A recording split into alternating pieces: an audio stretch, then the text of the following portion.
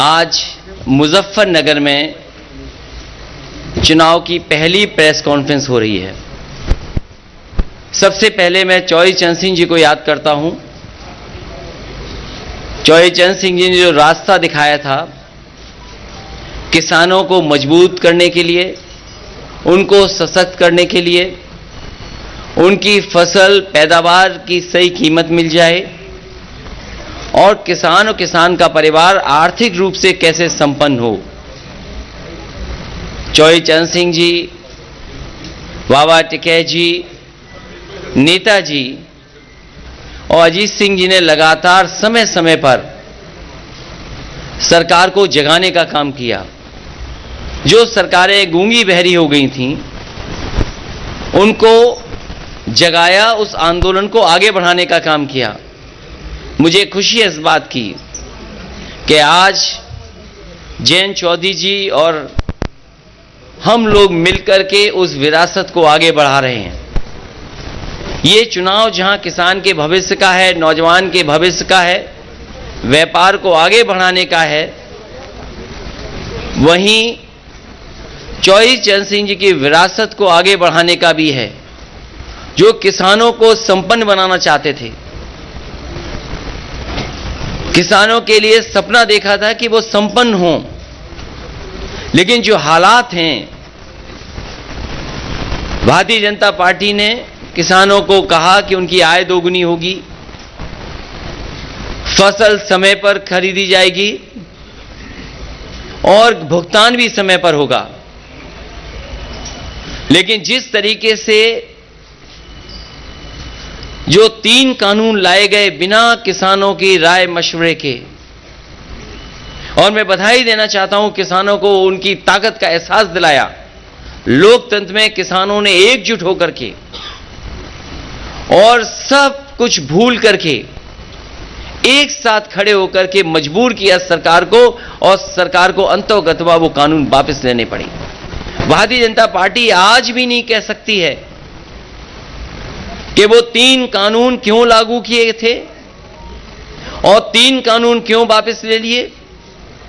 ये वोट के खातिर लिए हैं। इसलिए मैं किसान भाइयों को यहां सावधान करना चाहता हूं कि भारतीय जनता पार्टी ऐसी पार्टी है, बिना बताए भी कुछ ऐसे फैसले और कानून ले आएंगे। इसलिए मैं आरएलडी और समाजवादी पार्टी का गठबंधन है, किसान भाइयों को भरोसा दिलाना चाहता हूं कि कोई भी ऐसे काले कानून उत्तर प्रदेश में कभी लागू नहीं हो पाएंगे, जो भारतीय जनता पार्टी की नीयत है, जो उनकी मंशा है। समाजवादी पार्टी ने बिजली के क्षेत्र में कहा है कि 300 यूनिट मुफ्त होगी, सिंचाई माफ होगी, एमएसपी की खरीद के लिए जो इंतजाम करने पड़ेंगे सरकारी तौर पर किए जाएंगे। वहीं फार्मर्स के लिए कि उनके गन्ने के भुगतान के लिए उन्हें इंतजार न करना पड़े, 15 दिन इंतजार न करना पड़े। Farmers corpus fund, farmers revolving fund budget से देकर के किसानों का समय पर भुगतान करने का काम भी गठबंधन मिलकर के करेगा। लैपटॉप पहले भी बांटा था, फिर बांटेंगे। समाजवादी पेंशन पहले भी दी थी, आगे भी देंगे। और वहीं मैं इस मौके पर याद दिलाना चाहता हूं भारतीय जनता पार्टी को कि कम से कम अब चुनाव आ गया है, अपना संकल्प पत्र तो पढ़ लें। जो जो वादे किए थे, क्या वादे पूरे हुए हैं? उनका हर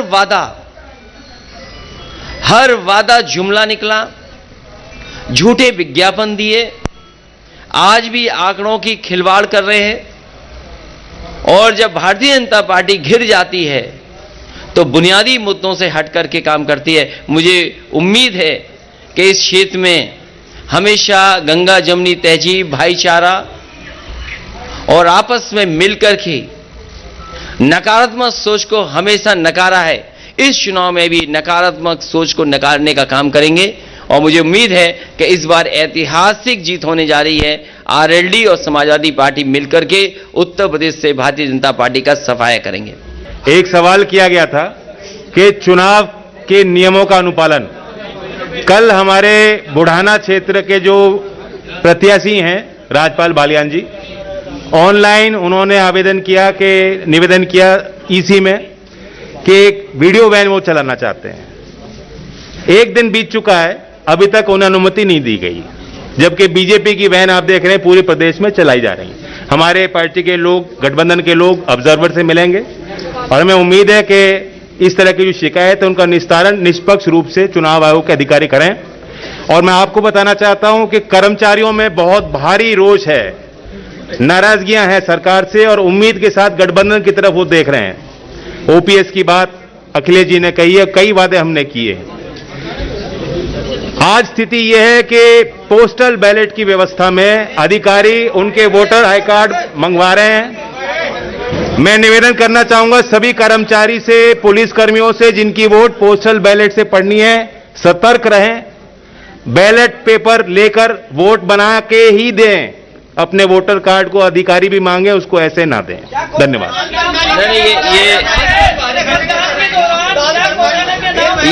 ये जयंत चौधरी जी ने ठीक बात कही है कि उत्तर प्रदेश के अधिकारियों को लगाया गया है कि वो दबाव बना करके और उनके वोटर आईडी ले लें या आधार कार्ड ले लें।